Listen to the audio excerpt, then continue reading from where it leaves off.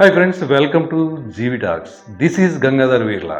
Betting యాప్స్ని promote చేసే వాళ్ళకంటే తప్పుడు తమ్నైల్స్ అంటే మిస్లీడింగ్ తమ్నైల్స్, కంటెంట్లో లేని విషయాన్ని వేరే రూపంలో డ్యామేజ్ చేస్తూ వ్యూవర్స్ని పక్కదోవ పట్టించే తమ్నైల్స్, లేదా నేరానికి ప్రేరేపించే తమ్నైల్స్, వ్యక్తుల్ని లేదా అతిథుల్ని వారి వ్యక్తిగత జీవితాన్ని డ్యామేజ్ చేసే తమ్నైల్స్ ఈ బెట్టింగ్ యాప్స్ కంటే అత్యంత ప్రమాదకరమైన విషయంగా మనం పరిగణించాలి.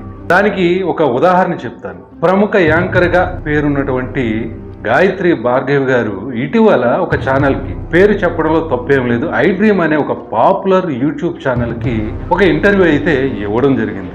ఆ ఇంటర్వ్యూ చేసింది కూడా ఎవరో కాదు, ప్రముఖ యాంకర్ అయినటువంటి, సీనియర్ మోస్ట్ యాంకర్ అయినటువంటి, ఎంతో అనుభవం గల స్వప్న అనే పేరు గల యాంకర్ గారు గాయత్రి భార్గవి గారిని ఇంటర్వ్యూ చేయడం జరిగింది. ఇంటర్వ్యూ అంతా ఆసంతం, బాగా ఆవిడకున్న అనుభవంతో బాగా చేశారు, పోస్ట్ చేశారు. ఆ ఇంటర్వ్యూ కూడా ఓ మోసరగా రెస్పాన్స్ రావడం జరిగింది. అయితే కొద్ది రోజుల తర్వాత ఆవిడ చెప్పిన దానికి భిన్నంగా మిస్లీడ్ చేస్తూ ఆమె జీవితానికి డ్యామేజ్ కలిగేలాగా థంబ్నెయిల్స్ క్రియేట్ చేసి ఐ డ్రీమ్ గ్రూప్ లో ఉన్నటువంటి ఇతర యూట్యూబ్ ఛానల్లో మిస్లీడ్ థంబ్నెయిల్స్ పెట్టి పోస్ట్ చేయడం జరిగింది, టెలికాస్ట్ చేయడం జరిగింది.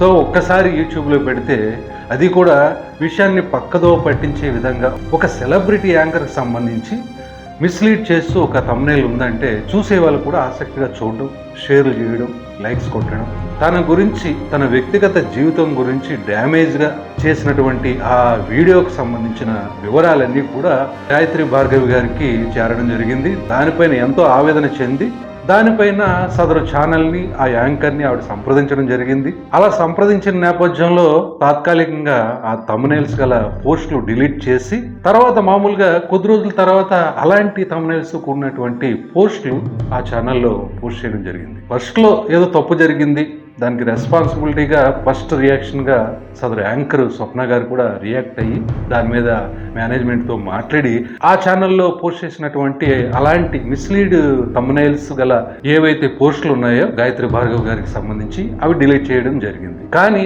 తర్వాత మళ్ళా పేటరేకపోవడం, అవే థంబ్నెయిల్స్లో ఆమెని డ్యామేజ్ చేసే విధంగా ఆ ఛానల్ అఫీషియల్గా దాన్ని ప్రచారం